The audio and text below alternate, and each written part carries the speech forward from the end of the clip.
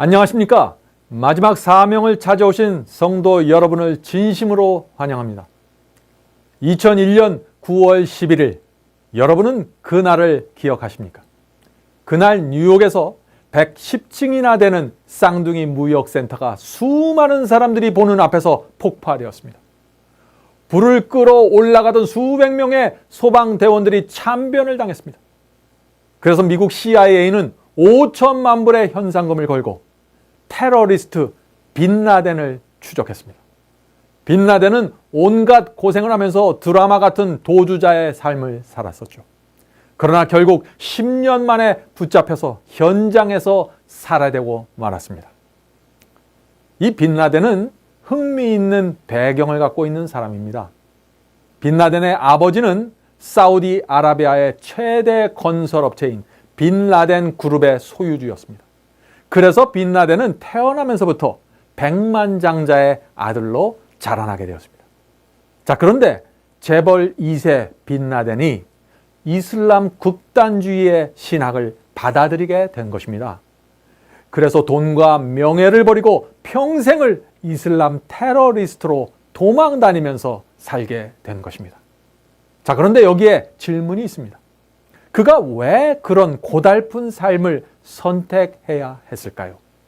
왜 그가 재물과 모든 특권을 포기하고 아프가니스탄의 산속을 헤매면서 추위와 굶주림 속에서 고생하는 삶을 택해야만 했을까요? 그가 그런 삶을 살게 된 이유는 오직 하나인데, 그는 양심의 음성을 거절할 수 없었기 때문이라고 말했습니다. 참 놀라운 말이죠. 양심의 음성을 거절할 수 없어서 뉴욕 쌍둥이 건물을 폭파하기로 결심했다는 것입니다. 그 결과 어떤 일이 생겼습니까? 무려 3,000명 이상의 무고한 뉴욕 시민들이 죽임을 당했습니다. 테러 직후에요, 이 빈라덴은 동영상으로 자신의 입장을 밝혔는데 그는 정말 충격적인 말을 했습니다. 빈라덴은요, 자신이 저지른 테러에 대해서 전혀 양심의 가책을 느끼지 않는다고 했습니다. 그는 자신의 행위를 오히려 명예롭게 생각한다고 했습니다. 그는 자신의 양심은 떳떳하고 나는 알라 신을 위해서 헌신했다라고 말했습니다. 얼마나 놀라운 말입니까? 정말 이해할 수 없는 일이 생긴 것입니다. 어떤 사람들은 조금만 잘못해도 미안해서 어쩔 줄을 몰라 하죠. 지나가다가 실수로 남의 발을 밟기만 해도 미안해서 사과를 하는 것입니다. 그러나 이 빈라덴은 무고한 뉴욕 시민 수많은 사람들을 죽이고도 잘못했다는 사과 한마디가 없는 것입니다. 그는 정죄받는 느낌을 전혀 느끼지 않는다고 했습니다. 어떻게 그런 일이 생길 수 있을까요? 왜냐하면 그는 자신이 양심의 음성을 따랐다고 믿었기 때문입니다. 자, 무엇이 문제입니까?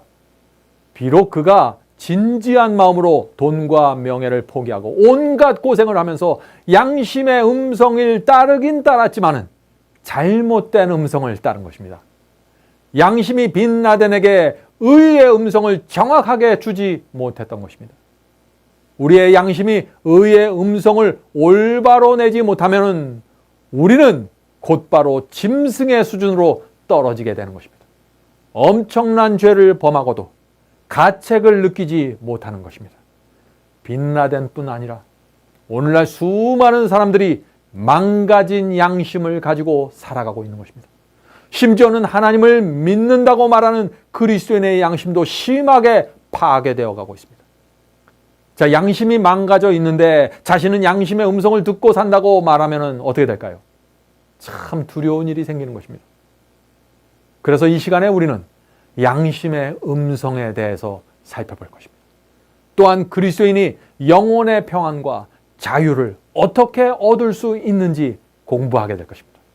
오늘 우리가 배우게 될 이 말씀은 그리스도인의 신앙에서 가장 중요한 경험과 말씀이 될 수도 있습니다. 성령께서 우리를 진리로 자유케 하시고 죄에서 해방되는 신앙으로 인도해 주시기를 제가 간절히 바랍니다. 성경은 양심의 음성을 따라서 살아야 한다고 말하고 있습니다. 그러나 그렇다고 해서 내 양심만을 믿고 따라가면 멸망당하게 될 것입니다. 왜냐하면 우리의 양심은 선과 악을 판단하는 절대 기준이 아니기 때문에 그렇습니다. 빛나덴 같은 양심도 있기 때문에 조심해야 하는 것입니다. 빛나덴 같은 양심을 갖고 있는 사람이 그 음성을 무조건 믿고 따라가면 어떻게 될까요? 그런 사람은 결국 사단의 기만에 넘어가게 될 것이고 멸망으로 들어가게 될 것이다 하는 것입니다. 우리의 양심의 음성은 항상 변하고 달라질 수 있는 것입니다. 오전에 들려오는 음성이 다르고 오후에 들려오는 음성이 다를 수 있는 것입니다. 사도 바울이 바로 그런 경험을 했던 것입니다. 예수님을 만나기 이전에 바울이 들었던 양심의 음성과 예수님을 다메섹 도상에서 만난 그 이후에 양심으로부터 나오는 음성은 달랐던 것입니다. 예수님을 만나기 이전에 바울의 양심은 무엇이라고 말했습니까? 예수님을 핍박하고 죽이라고 말했습니다. 그러나 예수님을 만난 이후에는 바울의 양심이 무엇이라고 말을 했나요? 그와 정반대의 음성을 냈습니다. 온 마음을 다하여 예수님을 구세주로 섬기고 순종하라고 말했습니다. 이처럼 인간의 양심은 오전이 다르고 오후가 달라질 수 있다 하는 것입니다. 자, 그런데 왜 이런 현상이 나타나게 될까요? 양심은 내가 믿는 대로, 내가 갖고 있는 지식대로 음성을 내게 되었기 때문에 그런 것입니다. 자, 바로 여기에 그리스도인이 성경을 정말 열심히 공부해야 하는 이유가 있는 것입니다. 양심은 진리로 교육받아야만 올바른 음성을 낼 수 있습니다. 그래야만 우리가 그 음성을 신뢰할 수 있는 것입니다. 하나님의 말씀과 일치하지 않는 음성을 내는 양심, 그것은 선한 양심이 아닙니다. 왜냐하면 그런 양심은 우리를 의의 길로 인도할 수 없기 때문에 그렇습니다. 9.11 테러 사건은 양심이 진리에 의해서 교육받지 않을 때 일어나는 비극을 보여줍니다. 그러므로 우리가 아무리 양심대로 무엇을 한다고 할지라도 우리의 양심이 하나님의 말씀에 의해서 정확하게 교육받지 못하면 그 양심은 무서운 결과를 가져오는 것입니다. 이런 사실은 그 역사를 되돌아보면 여러 차례 우리가 그 사실을 확인할 수 있습니다. 중세기 핍박의 역사는요, 진리에 의해서 교육받지 못한 그 양심 때문에 벌어진 순교의 역사입니다. 피해의 역사입니다. 그 역사를 살펴보면요, 중세기 종교 암흑기에 5천만 명 이상이 순교당했다고 했습니다. 그렇게 많은 성도들을 죽이면서도 사람들은 양심의 가책을 넣지 못했습니다. 왜 그랬을까요? 그들의 양심이 진리로 교육받지 못했기 때문에 잘못된 음성을 냈고 그들은 그 잘못된 음성이 시키는 대로 핍박하고 죽였던 것입니다. 아무런 양심의 가책도 없이 말이죠. 그런데 놀라운 사실이 있습니다. 예수님께서는 핍박과 순교가 바로 그렇게 일어날 것이라고 예언하셨습니다. 그 말씀이 요한복음 16장 2절에 있습니다. 때가 이르면 무릇 너희를 죽이는 자가 생각하기를 이것이 하나님을 섬기는 예라 하리라. 하나님을 섬기기 위해서 사람을 괴롭히고 죽이는 것, 그것이 예수께서 예언하신 핍박이고 그것이 종교 핍박입니다. 중세기에 바로 그런 핍박이 있었고 성경은 예수께서 재림하시기 전에 다시 한 번 더 그런 핍박이 올 거라고 예언하고 있습니다. 그러므로 우리는 온 마음을 다하여 하나님의 말씀과 예언을 살펴보아야 합니다. 우리의 양심이 올바른 방향을 가리키고 있어야 되는 것입니다. 양심은 내가 믿는 대로 음성을 냅니다. 내가 옳다고 믿는 지식대로 음성을 냅니다. 그래서 빛나덴처럼 잘못된 사상을 받아들이면 양심은 그 잘못된 사상을 즉시 행동으로 옮기라고 소리치게 됩니다. 그래서 어떤 사람들을 이단으로 정죄하게 되고 어떤 사람들을 핍박하고 죽이는 일이 생기는 것입니다. 그러므로 나는 하늘을 우러러 한 점 부끄러움이 없습니다 라는 말은 그 양심이 진리에 의해서 교육받아서 나침반처럼 정확한 방향을 가리키고 정확한 음성을 낼 때야만 할 수 있는 말이다 하는 것입니다. 그러므로 그리스도인으로서 우리는 양심을 진리로 교육시켜야 하고 또한 양심에서 들려오는 음성을 하나님의 말씀으로 확인할 수 있는 그런 준비를 갖춰야 하는 것입니다. 한 가지 중요한 사실은 내 속에서 들리는 음성인지 누구의 음성인지 어떤 때는 정확하게 알 수 없다는 것입니다. 내 욕심 때문에 그런 소리가 지금 들리는 것인지 아니면 성령의 음성인지 알 수 없는 것입니다. 그러므로 양심이 의와 불의를 결정하는 기준이 될 수 없는 것입니다. 오직 하나님의 말씀과 계명이 의와 불의를, 불법을 결정하는 유일한 절대 기준이라 하는 것입니다. 이것은 굉장히 중요한 사상입니다. 사도행전 17장에는 하나님의 구원이 우리의 양심과 연관해서 어떻게 이루어지는지 보여줍니다. 그 말씀이 사도행전 17장 26절부터 27절까지 있습니다. 사도행전 17장 26절부터 27절입니다. 인류의 모든 족속을 한 혈통으로 만드사 온 땅에 거하게 하시고 저희의 연대를 정하시고 거주의 경계를 하나셨으니. 자, 이건 무슨 말인가요? 하나님께서 우리에게 인생이라는 시간을 주셨고 또 우리가 살아갈 수 있는 공간을 주셨다는 것입니다. 왜 그것을 주셨을까요? 계속해서 읽어보죠. 이는 사람으로 하나님을 혹 더듬어 찾아 발견케 하려 하심이로되. 우리가 살아있는 동안 진리를 더듬어 발견케 하기 위해서 인생이라는 시간을 주셨다 하는 것입니다. 진리를 더듬어 발견케 하시고 그 진리로 하여금 양심을 교육시켜서 의의 음성을 제대로 낼 수 있도록 하기 위해서 인생이라는 기간을 주신 것입니다.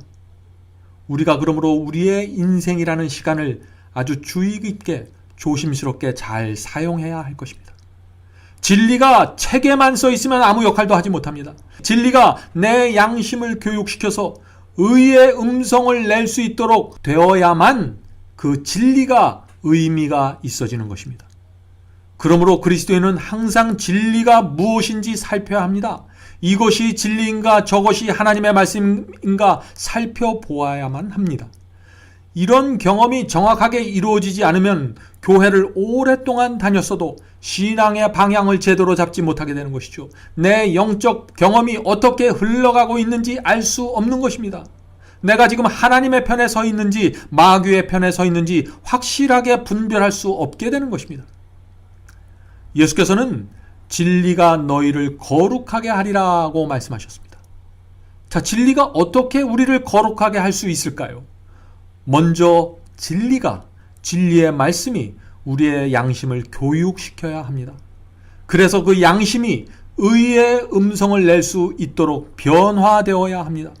그래야만 우리가 양심에서 나오는 음성을 신뢰할 수 있게 되는 것이죠. 그래야만 그 음성이 우리에게 지시하고 말하는 대로 따라갈 수 있게 되는 것입니다. 바로 그것이 의의 경험이고 거룩한 경험인 것입니다. 아주 단순합니다. 그런데 여기에 문제가 있습니다. 양심이 진리에 의해서 교육받아서 의의 음성을 내기 시작하면 그때부터 우리의 마음속에서 치열한 전쟁이 벌어지기 때문에 문제가 있는 것입니다. 물론 그 전에도 마음속에 투쟁이 있습니다. 그러나 진리를 일단 알고 받아들이고 연구하게 되면 우리의 마음속에서 선의 음성과 악의 음성이 치열하게 싸우는 전쟁이 벌어지게 된다는 것입니다. 우리가 양심으로부터 나오는 그 의로운 음성을 받아들이고 따라가면 그곳에는 영혼의 평안이 있습니다. 그러나 그와 반대로 양심의 음성을 거절하고 따라가지 않으면 정죄를 느끼게 되고 책망을 받게 되고 영혼의 평안을 잃어버리게 됩니다. 바로 여기에 그리스도인들이 날마다 겪게 되는 갈등이 있는 것입니다. 많은 사람들이요, 진리를 깨닫고 양심이 살아 움직이기 시작하면 하늘의 행복을 누려야 합니다. 그것이 정상입니다. 그러나 실제에 있어서 그렇지 못한 경우가 종종 있는 것입니다. 왜 그럴까요? 양심의 음성에 순종하고 따라가지 못하기 때문입니다. 진리로 교육받은 양심은 계속해서 우리에게 의로운 음성을 내는데, 그래서 이 길이 정론이 따라가라고 하는데 나는 자꾸 그 음성을 거절하고 육체의 요구를 따라가고 있기 때문에 마음이 괴로운 것입니다. 그런데 그런 생활이 오래 지속되면 어떻게 될까요? 정죄받는 느낌이 점점 심해지게 되고 스트레스가 심해지게 되고 마음에 그늘이 생기게 되는 것입니다. 그래서 교회는 다니지만 깊은 좌절을 갖고 살아가게 되는 것입니다. 성경과 하나님의 말씀을 읽으면 읽을수록 부담이 커지기 때문에 점점 말씀을 등지게 되는 것입니다. 그리고 어디에 좀 더 쉬운 구원이 있는가 하고 찾아보게 되는 것입니다. 넓은 길을 걸어도 구원받을 수 있다는 그런 뉘앙스를 풍기는 설교를 들으면 금세 그것을 붙잡고 싶은 유혹을 느끼게 되는 것입니다. 양심의 음성을 따라가지 못할 때 바로 이런 문제들이 생길 수 있기 때문에 우리의 영혼이 평안을 얻고 그것을 유지할 수 있는 방법에 대해서 아는 것은 굉장히 중요하다 하는 것입니다. 그래서 저는 이 시간과 다음 시간에 걸쳐서 왜 우리가 영혼의 평안을 잃어버리게 되며 어떻게 하면 그 잃어버린 영혼의 평안을 다시 찾을 수 있습니까? 라는 문제를 좀 살펴보려고 합니다. 저는 어렸을 때 미션 스쿨에 다녔습니다. 그런데 저희 부모님이 그 당시 교회를 다니지 않았었기 때문에 초등학교를 졸업하자 저를 그냥 일반 학교로 보냈습니다. 그때부터 저는 교회를 다니지 않게 되었고 멀리서 교회를 바라보면서 살게 되었습니다. 그러다가 20대 후반이 되어 미국으로 유학을 오게 되었습니다. 미국에 오니 자연스럽게 저희 누님이 교회를 다니고 있었기 때문에 누님 가족을 따라서 교회를 나가게 되었습니다. 저는 지금도 처음 교회 나간 날을 기억합니다. 16년 만에 다시 교회를 찾아간 그날을 잊지 못합니다. 주차장에 자동차를 주차시키고 나오는데 정말 오래간만에 듣는 찬양 소리가 창문 너머로 들려왔습니다. 그 음악 소리가 얼마나 아름답게 들렸는지 모릅니다. 그 당시 교회를 다니는 것은 제게 큰 행복이었습니다. 자, 그런데 교회를 다닌 지 얼마 되지 않아서 참 이상한 일을 제가 접하게 되었습니다. 그때 교회 청년반에서 제가 예배를 드렸는데 그곳에 많은 대학생들이 함께 모여서 예배를 드렸습니다. 그런데 그 중에 여러 학생들이 불행한 모습으로 살아가고 있었습니다. 아니, 이렇게 좋은 교회를 다니고 이렇게 편하게 생활하고 있으면서 어떻게 불행해질 수 있는가라고 의아했습니다. 그들이 불행을 느끼는 이유가 무엇이었을까요? 그 학생들은 그 당시 양심의 음성대로 살지 않고 있었습니다. 그 교회 청년들 대부분은 어려서부터 교회에 다녔습니다. 그래서 하나님의 말씀에 대한 많은 지식을 가지고 있었습니다. 그래서 그들의 양심이 진리로 잘 교육받아 왔습니다. 양심이 계속해서 그들에게 의의 길을 걸으라고 말해주고 있었던 것입니다. 그런데 문제는 그들의 삶이, 그들의 생각이 다른 곳을 향해 가고 있었던 것입니다.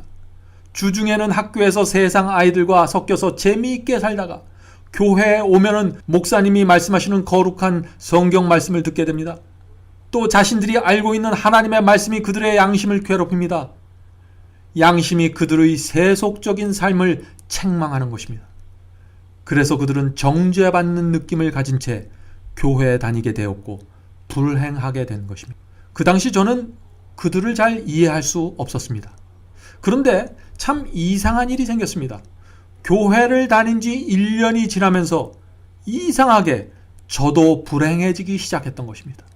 제가 왜 불행하게 되었을까요? 저 역시 양심의 음성을 따르기 싫었기 때문에 그렇게 된 것입니다. 교회를 다니면서 하나님의 말씀을 알게 되었습니다. 진리에 대한 지식이 쌓아갔습니다. 그래서 양심이 진리에 의해서 교육받기 시작했던 것입니다. 그러자 마음속에 치열한 전쟁이 일어나기 시작했습니다. 내 육체는 세속과 쾌락을 즐기라고 요구하고 있는데 제 양심은 제가 동의하고 받아들인 하나님의 말씀대로 살아야 한다고 말해주고 있었습니다. 그런데 제가 그 양심의 음성을 거절하고 무시하자 양심이 나를 불편하게 만들었던 것입니다. 나를 책망했습니다. 세상에 살면서 내 멋대로 살 때는 거칠 것이 하나도 없었는데 교회에서 성경을 공부하면서 마음의 평화를 잃어버리고 불행을 느끼게 된 것입니다.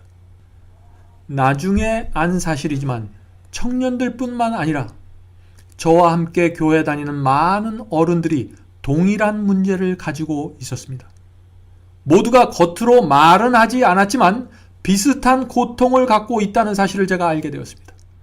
구원은 믿음으로 받는 것인데 왜 그리스도인이 자꾸 불행과 정죄를 느끼게 되는 것일까요? 이것은 굉장히 중요하고 실제적인 문제입니다. 그때 저 역시 심각하게 이 문제를 고민했습니다. 도대체 언제까지 내가 이렇게 살아야 하는가를 생각하면 정말 마음이 힘들었습니다.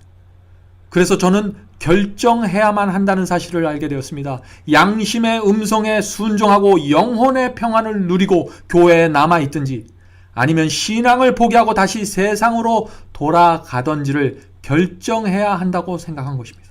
그런 와중에 하나님께서 제게 좋은 여인을 소개시켜 주셨고 결혼을 하게 되었습니다. 그런데 또 문제가 생겼습니다. 아내가 지향하는 신앙과 제가 원하는 신앙이 달랐습니다. 아내는 이제 자녀들을 갖게 되니까 우리가 한적한 곳으로 이사가서 그곳에서 신앙생활을 하자고 했습니다. 참 정직한 마음으로 아내의 제안을 받아들이면요, 그것은 참 성서적이고 영적인 것입니다. 그런데 저는 그것이 싫었습니다. 그 말이 참 듣기 싫었습니다. 그래서 조용한 곳으로 이사 가자는 이야기가 나오면은 대화를 제가 은근히 다른 곳으로 돌리려고 애를 썼습니다. 제가 왜 그런 반응을 했을까요? 여러분들 이제 그 이유를 아시겠죠? 저는 공부도 계속하고 싶었고 적당하게 세속적으로 살아가는 그 당시의 삶이 참 좋았습니다. 내가 붙잡고 있던 것을 포기하고 싶지 않았습니다. 저는 그리스도인의 신앙에서 중요한 사실을 그때 한 가지 깨달았는데, 그것은 하나님의 말씀을 온 마음을 다해서 받아들이지 않는 상태에서 신앙생활을 하면 그런 신앙생활은 내 인생에 큰 부담이 될 수 있다는 사실을 제가 알게 된 것입니다. 결국 저희 부부는 테네시주의 그 조용한 시골로 이사가게 되었습니다. 그때 저는 마음속으로 주님께 이렇게 기도했습니다. 주님, 저는 이제 영혼의 평안을 얻기 위해서 그곳으로 갑니다. 주님, 저는 참된 그리스도인의 삶과 행복이 어떤 것인지 알고 싶습니다. 이제 저는 학교에 대한 꿈도 포기하고 장래 계획도 버리겠습니다. 그러니 주님께서는 제게 영혼의 평안을 주셔야 합니다. 라고 기도했습니다. 그 시골에 살면서 저는 세상과 연결된 것들을 하나씩 버려갔습니다. 처음 신앙의 길로 들어설 때 많은 분들이 그러는 것처럼 저 역시 그 외적인 문제들에 사로잡혀서 이슈가 되었습니다. 처음에는 술을 포기하고 담배를 포기하고 또 엄격한 원칙을 지켜나가는 것이 신앙이라고 생각했습니다. 그래서 눈에 보이는 문제들을 하나씩 개혁하고 나면은 언젠가는 내 영혼 속에 하나님께서 주시는 평안이 생길 거라고 기대했습니다. 그러나 얼마 되지 않아서 그런 기대가 완전히 무너져 버리고 말았습니다. 시간이 가면 갈수록 영적인 투쟁이 점점 더 심해질 뿐 평안이 찾아올 기미가 보이지 않았습니다.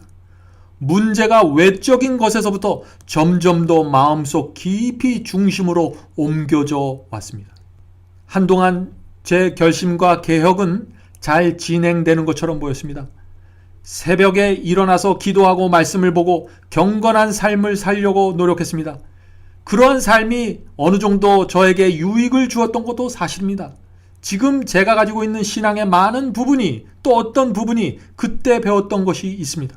그러나 그리스도의 십자가 앞에 나가 세상과 자아를 버리고 참된 중생의 경험을 하지 못한 상태에서 애쓰는 모든 노력과 경건은 지속되기가 어려웠습니다. 인위적으로 만들어진 성결은 오래 갈 수가 없었던 것입니다. 부자연스러웠습니다. 옆에서 보는 사람도 부자연스럽고 내 자신도 부자연스럽습니다. 겉모습은 그리스도인처럼 되었는데 내 속에는 여전히 영혼의 평안이 없었습니다. 그 당시 저를 가장 힘들게 했던 것은 이것입니다. 아침에 기도하고 말씀을 읽으면서 하루를 시작했는데 오후에 시험을 맞고 유혹을 받으면 내 속에 숨어있던 그 악한 본성이 나를 제압하는 것입니다. 그런 모습을 보는 것이 제가 정말 힘들었습니다. 많은 문제들을 고쳤음에도 불구하고 여전히 죄와 육체에 끌려다니는 내 자신의 모습을 보면서 여러 번 절망했습니다. 이런 상황이 반복되고 길어지면서 영적으로 지쳐갔습니다. 구원은 믿음으로 받는 것이므로 이제 더 이상 하나님의 말씀에 대한 순종을 하지 말자 하는 생각이 고개를 쳐들기 시작했습니다. 더 이상 죄와 힘들게 싸우고 투쟁하는 이런 피곤한 삶을 살지 말자 하는 음성이 마음속으로부터 들려오기 시작했습니다. 이렇게 마음이 흔들리니까 신앙의 표준이 떨어지기 시작했고 세속이 다시 교묘하게 제 생활 속으로 들어오기 시작했습니다. 제 말투와 얼굴 표정이 다시 옛날로 돌아가기 시작했고 그동안 지켜오던 원칙이 하나씩 둘씩 무너져 갔습니다. 세상에 대한 미련이 다시 밀려오기 시작했습니다. 지금까지 걸어왔던 길을 포기하고 이제는 다른 길을 걷고 싶다 하는 생각이 들었지만은 사도 바울의 다음과 같은 말씀이 저를 붙잡고 놔주지를 않았습니다. 그 말씀이 로마서 6장 16절의 말씀입니다. 너희 자신을 종으로 들여 누구에게 순종하든지 그 순종함을 받는 자의 종이 되는 줄을 너희가 알지 못하느냐? 혹은 죄의 종으로 사망에 이르고 혹은 순종의 종으로 의에 이르느니라. 저는 여러 번 주 앞에 나가 간절히 기도했습니다. 주님, 저에게 어떤 문제가 있는 것입니까? 왜 저는 성령께서 주시는 의의 음성에 순종할 수 없습니까? 왜 제 속에 영혼의 평안이 생기지 않나요? 무엇이 문제입니까? 이렇게 주 앞에 탄원을 여러 번 드렸습니다. 그러던 중에 주님께서 저의 관심을 로마서 7장으로 인도해 주셨습니다. 로마서 7장을 읽으면서 저는 너무나 놀랐습니다. 왜냐하면 거기에 제 모습이 적나라하게 나타나 있었기 때문입니다. 거기에 나와 너무나 비슷한 사람이 있었습니다. 영적 투쟁에 지치고 죄에 시달리는 제 영혼의 모습이 거기 있었던 것입니다. 속 사람은 거룩함을 따라가려고 애쓰는데 어쩔 수 없이 죄에 붙잡혀 끌려가는 모습 말입니다.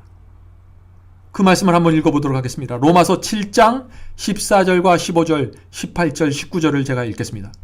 우리가 율법은 신령한 줄 알거니와 나는 육신에 속하여 죄 아래 팔렸도다. 여기서 바울은 하나님의 율법은 선하고 거룩하다고 했습니다. 그런데 내가 육에 속했기 때문에 자꾸 죄를 범하게 된다는 것입니다. 자, 15절 읽겠습니다. 나의 행하는 것을 내가 알지 못하노니 곧 원하는 이것은 행하지 아니하고 도리어 미워하는 그것을 함이라. 원함은 내게 있으나 선을 행하는 것은 없노라. 내가 원하는 바 선은 하지 아니하고 도리어 원치 아니하는 바 악은 행하는도다. 이것이 무슨 말인가요? 죄를 범하고 싶지 않은데 자꾸 죄를 범하게 된다는 것입니다. 선을 행하고 싶은데 자꾸 악을 행하게 된다는 것입니다.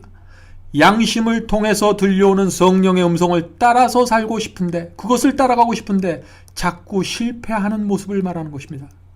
내 뜻대로 살지 못하는 노예의 모습입니다. 이런 그리스도인은 항상 정죄받는 느낌을 갖고 살 수밖에 없겠죠. 양심의 가책 때문에 고통받아서 깊은 절망과 좌절을 품고 살아갈 수밖에 없겠죠. 마치 출구가 없는 방에 갇혀 있는 느낌을 받게 되는 것입니다. 사랑하는 성도 여러분들, 혹시 여러분 중에 이런 문제를 가진 분이 계십니까? 그런 분들은 오늘 이 시간의 말씀을 통해서 복음을 발견하게 되시기를 제가 간절히 기도드립니다. 이상하게 들릴지 모르지만 저는 처음에 로마서 7장의 그 말씀을 읽고 정말 기뻤습니다. 왜냐하면 저는 나 혼자만 이렇게 외롭고 힘들게 살아가고 있다고 생각했는데 로마서 7장에 나와 비슷한 사람이 있었기 때문에 그런 것입니다. 그 사람과 깊은 동료의식을 느꼈습니다. 그런데 로마서 7장을 읽으면 읽을수록 제 마음속에 더 큰 질문이 생기게 되었습니다. 그 질문은 이것입니다. 그리스도인이 죄에 팔리고 끌려다니는 것이 정상인가? 누구나 다 이렇게 살다가 하늘 가는 것인가? 이렇게 육체의 요구에 끌려다니는 사람에게도 과연 영혼의 평안이 존재할 수 있는가? 성경이 말하는 영혼의 평안은 정말 가능한 것인가? 라는 질문이 제 마음속에 끊임없이 생겼습니다. 저는 사도 바울이 로마서 7장에 기록한 그 문제에 대해서 어떤 해결책을 제시하고 있는지 정말 알고 싶었습니다. 너무나 궁금했습니다. 사도 바울은 로마서 8장에서 그 정죄로부터, 온갖 문제로부터 해방되는 중요한 해결책을 제시해 주었습니다. 저는 그 말씀을 발견하고 얼마나 기뻤는지 모릅니다. 로마서 7장에서는 죄에 팔려서 끌려다니는 그리스도인, 양심의 가책에 시달리는 그리스도인, 율법의 정죄에 짓눌려 있는 그리스도인의 모습을 그린 다음 8장에서 그 모든 문제와 정죄로부터 해방되는 놀라운 경험을 바울은 말하고 있는 것입니다. 8장에서 로마서 복음의 최고 정점을 얘기하고 있는 것입니다. 또 그런 경험을 어떻게 할 수 있는지를 소개해 주고 있습니다. 제가 다음 시간에 로마서 8장의 문제를 여러분과 함께 살펴보도록 하겠습니다. 사랑하는 성도 여러분, 그리스도인은 속에서부터 들려오는 음성을 듣고 사는 사람들입니다. 이사야 선지자는 그 음성을 이렇게 설명했습니다.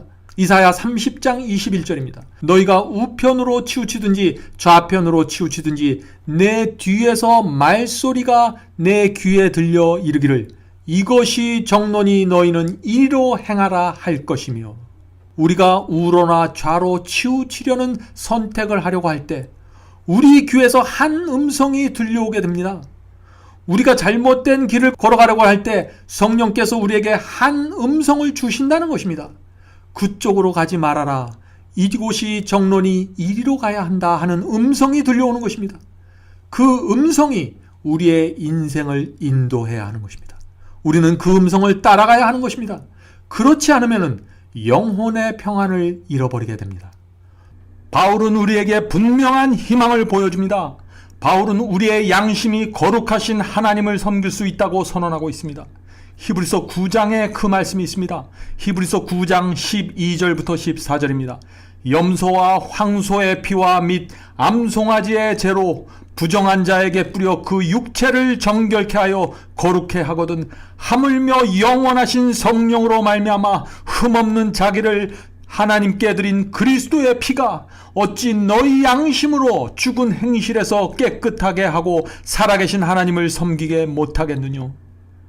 그리스도의 피에 우리의 양심을 씻어야 합니다. 그리스도의 피는 우리의 죄를 용서할 뿐 아니라 더러운 양심을 깨끗하게 씻어준다고 했습니다. 그러므로 우리가 죽은 행실에서 벗어날 수 있는 것입니다. 그런데 그리스도의 피에 양심을 어떻게 씻어야 할까요? 하나님의 말씀으로 먼저 양심을 교육시켜야 합니다. 그래서 우리의 양심이 선과 악을 분별할 수 있고 진리와 거짓을 분별할 수 있어야 합니다. 그리고 그런 양심으로 하나님의 말씀을 읽어야 합니다. 그리스도의 생애와 십자가에 대한 말씀을 깊이 명상해야 합니다. 그러면 예수께서 나를 위해 어떤 대가를 치르셨는지 보이게 될 것입니다. 하늘 왕의 아들이 나를 위하여 나무에 매달려 피를 흘리신 모습을 우리가 볼 수 있게 될 것입니다. 그렇게 될 때 그리스도의 거룩하신 사랑과 은혜가 성령을 통해서 내 마음속에 흘러 들어와서 그 더러운 양심을 씻어주고 새로운 양심으로 변화시켜 주신다는 것입니다. 그러면 하나님의 말씀에 순종하는 열매, 성령의 음성을 따라가는 열매가 우리 속에 자연스럽게 맺혀지게 됩니다. 사도 바울은 로마서 8장에서 육체의 욕망과 성령의 음성이 크게 충돌할 때 우리가 그 가운데에서 어떻게 성령의 음성을 붙잡고 의의 종으로 살아갈 수 있는지에 대해서 말해주고 있습니다. 어떻게 생명의 길을 걸어갈 수 있는지 보여줍니다. 우리가 그 중요한 문제를 다음 시간에 로마서 8장에서 살펴보도록 하겠습니다. 그럼 다음 시간에 뵙겠습니다. 안녕히 계십시오.